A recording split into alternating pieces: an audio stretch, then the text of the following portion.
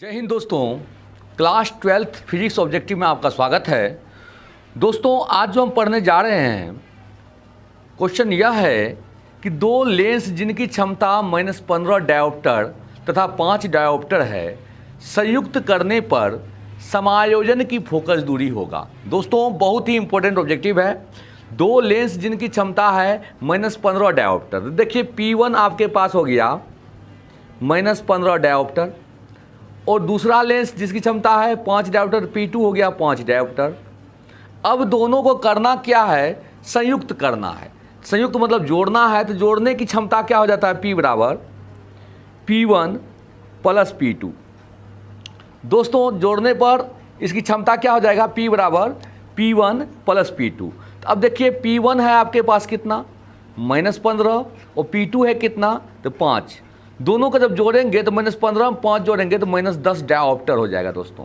तो ये तो क्षमता हो गया, लेकिन हमको जो है फोकस दूरी ज्ञात करना है। कहता है कितना फोकस दूरी होगा, तो आप जानते हैं चूँकि F बराबर होता है 100/P सेंटीमीटर में, 100/P सेंटीमीटर में होता है, या F बराबर 100/P का मान कितना तो -10।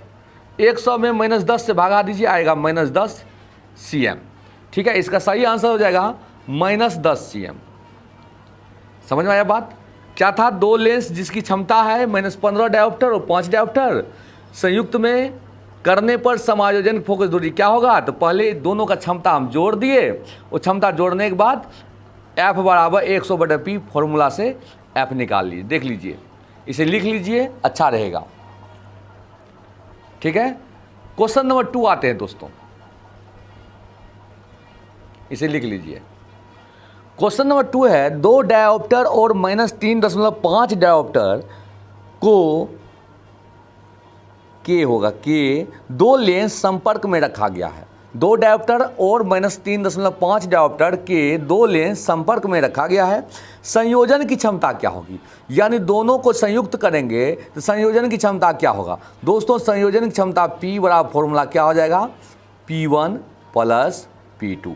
दोस्तों P1 प्लस P2 करना, तो P1 ये हो गया और P2 ये हो गया। दोनों को जोड़ दीजिए, 2 अब प्लस में -3.5, तो 2 में -3.5 जोड़िएगा तो ये घट जाएगा और घट के आएगा -1.5 डायोप्टर।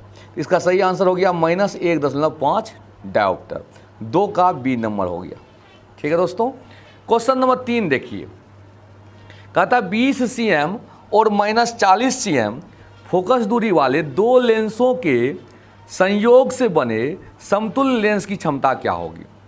तो 20 cm और -40 cm, एक का फोकस है 20 cm और दूसरा का फोकस है -40 cm, और दोनों लेंस को संयोग करते हैं, यानी दोनों को संपर्क में लाते हैं और संपर्क में लाने पर समतुल्य लेंस की क्षमता क्या होगी। तो दोस्तों इसको सॉल्व कर लेते हैं, सॉल्व करके आपको दिखा देते हैं। देखिए आपके पास जो है पहला फोकस दूरी है 20 cm और दूसरा फोकस दूरी है -40 cm।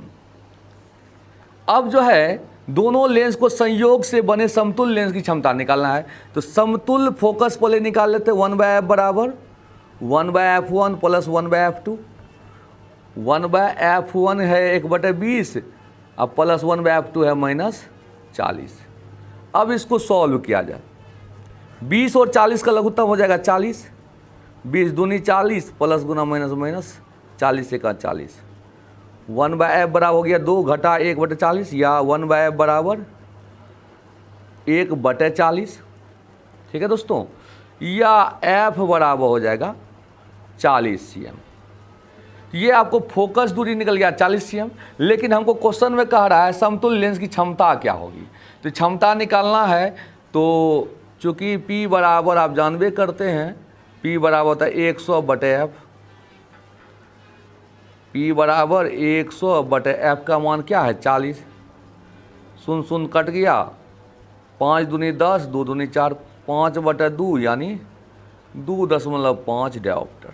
ठीक है दोस्तों, समझ में आया बात। F1 था, F2 था, समतुल्य लेंस की फोकस दूरी पहले हम निकाल लिए, F निकाल लिए, 1/f बराबर 1/f1 प्लस 1/f2 करके। और जब फोकस दूरी निकल गया तब हम क्षमता का फॉर्मूला P बराबर 100/F से हल कर लिए। ठीक है, आंसर आया 2.5 डायोप्टर। देखिए क्वेश्चन नंबर 3 का सही आंसर 2.5 डायोप्टर। ठीक है, क्वेश्चन नंबर 4 आते हैं दोस्तों, ये भी अच्छा क्वेश्चन है। कहता 6 डायोप्टर और -2 डायोप्टर क्षमता के 2 लेंस सटा कर रखा गया, निकाय की फोकस दूरी ज्ञात करो। देखिए सटा कर रखा गया है तो समतुल्य लेंस की क्षमता हो जाएगा P बराबर P1 + P2। तो 6 आप ये -2 देंगे तो प्लस गुना -2, तो 6 में से 2 गया 4 डायोप्टर हो गया। समतुल्य लेंस की क्षमता 4 डायोप्टर हो गया। अब फोकस दूरी निकालना तो F बराबर क्या होता है 100/P, तो 100/4 यानी हो गया आपको 25 cm। तो समतुल्य लेंस की जो फोकस दूरी होगी वो होगी 25 cm। ठीक है दोस्तों, क्वेश्चन नंबर 5 आते हैं। क्वेश्चन नंबर 5 है 20 cm फोकस दूरी का एक उत्तल लेंस एक 10 cm फोकस दूरी के अवतल लेंस के साथ संपर्क में रखा गया है और संयोजन की क्षमता यहाँ भी निकालना है। दोस्तों उत्तल लेंस की फोकस दूरी धनात्मक होती है और अवतल लेंस की फोकस दूरी ऋणात्मक होती है। तो इसे हम हल कर लेते हैं दोस्तों। आपके पास F1 हो गया 20 cm, F2 हो गया -10, क्योंकि 20 cm फोकस दूरी का उत्तल लेंस है और 10 cm फोकस दूरी का अवतल लेंस है। और दोनों को जब संपर्क में लाएंगे तो संपर्क की फोकस दूरी हो जाएगा 1/F बराबर 1/F1 यानी 1/20 और प्लस 1/F2 यानी 1/-10। ठीक है, अब 20 और 10 का लघुत्तम हो गया 20, 1 घटा 2 यानी -1/10 यानी 1/F बराबर हो गया -1/10 या F बराबर हो जाएगा -10 cm। तो ये तो फोकस दूरी निकला -10 cm, लेकिन हमको निकालना P। आप जानते हैं P बराबर होता है 100/F, तो 100/F का मान है -10, तो 100 में -10 से भागा दीजिएगा तो आ जाएगा -10 सॉरी 1 में से 2 गया यहाँ तो बटे में 20 न होगा, -1/20 F बराबर -20 cm। अब P बराबर 100/F यानी 100/20, 20 पंच 100 यानी -5 डायोप्टर इसका सही आंसर हुआ बी नंबर। ठीक है दोस्तों, यहाँ पर थोड़ा सा कैलकुलेशन में मिस्टेक हो गया था। F1 है 20, F2 है -10, 1/F बराबर 1/F1 अब प्लस 1/F2, 20 10 का उत्तम 20 हो गया, 1 में से 2 गया इतना -1/20। ठीक है दोस्तों, क्वेश्चन नंबर 6 है हवा में एप्सिलॉन r का मान होता है। दोस्तों हवा में एप्सिलॉन r का मान जो है वो आपको 1 होता है।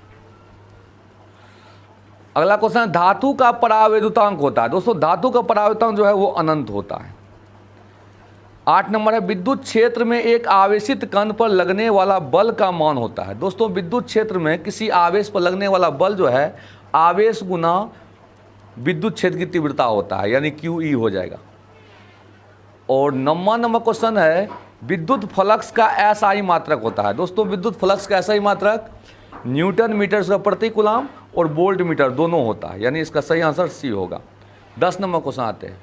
क्वेश्चन नंबर 10 है रेखीय आवेश घनत्व लैम्ब्डा का मान क्या होता है। रेखीय आवेश घनत्व लैम्ब्डा का मान होता है कूलम प्रति मीटर। दोस्तों क्षेत्रीय आवेश घनत्व सिग्मा का मान क्या होता है। दोस्तों क्षेत्रीय आवेश घनत्व सिग्मा का मान होता है कूलम प्रति मीटर स्क्वायर। आयतन आवेश घनत्व या आवेश का आयतन घनत्व का जो है मात्रक क्या होता है, इसका होता है कूलम प्रति मीटर क्यूब। दोस्तों 13 नंबर सवाल आइए किसी माध्यम की आपेक्षिक परावैद्युतांक एप्सिलॉन r का मान क्या होता है। तो किसी माध्यम का आपेक्षिक परावैद्युतांक एप्सिलॉन r का मान होता है एप्सिलॉन/एप्सिलॉन0। ए नंबर पानी का परावैद्युतांक परावैद्युत स्थिरांक होता है, तो पानी का परावैद्युत स्थिरांक जो है वो 80 होता है। 15 नंबर आइए 1/4 पाई एप्सिलॉन0 का मान क्या होता है। तो इसका आंसर है 9 गुना 10 का power 9 newton metre square coulomb -2 होता है, कूलम पावर -2 होता है। 16 नंबर आइए संबंध Q बराबर NE में n का मान का संभव मान क्या होता है। आप लोग जानते हैं n जो होता है वो पूर्णांक संख्या होता है, इसीलिए इसका संभव मान जो है n का संभव मान 8 होगा और ये असंभव मान होगा 4.2 जो है ये असंभव मान होगा क्योंकि ये पूर्णांक में नहीं है। निम्न में कौन संबंध सही है। E बराबर F/Q होता है, ये सही है संबंध। आवेश का बीमा होता है तो आवेश के वहाँ AT या IT होता है, सही बात है। 19 नंबर है एप्सिलॉन0 का मात्रक होता है। दोस्तों एप्सिलॉन0 का मात्रक जो होता है फैराड प्रति मीटर होता है। और लास्ट 20 नंबर क्वेश्चन है, 1 कूलम आवेश में कितना इलेक्ट्रॉन होता है। दोस्तों 1 कूलम आवेश में 6.25 गुना 10 के पावर 18 इलेक्ट्रॉन होता है। ठीक है, तो आज का सेट का बस इतना ही, कल फिर नया क्वेश्चन के साथ मिलते हैं।